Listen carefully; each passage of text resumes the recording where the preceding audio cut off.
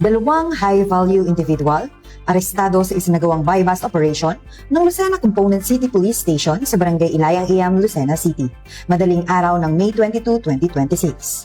Kinilala ang mga sospek na si alias Rodel, 37 years old, at alias Light, 26 years old, kapwa residente ng Barangay Dalahican, Lucena City.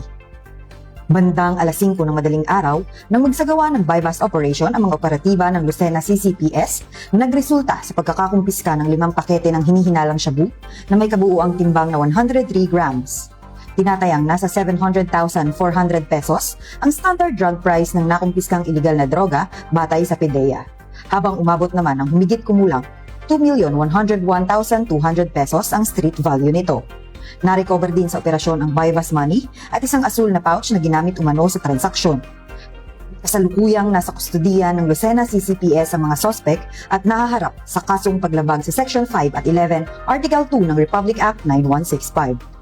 Pinuri naman ni Police Colonel Romulo A. Albacea, Provincial Director ng Quezon PPO, ang matagumpay na operasyon ng Lucena CCPS at muling tiniyak ang tuloy-tuloy na kampanya laban sa iligal na droga upang mapanatili ang kapayapaan at kaayusan sa lalawigan ng Quezon. Mula dito sa lalawigan ng Quezon, ang inyong PNN correspondent, Patrolwoman Jessalyn T. Argoso. Alagad ng batas, tagataguyod ng Balitang Pulis.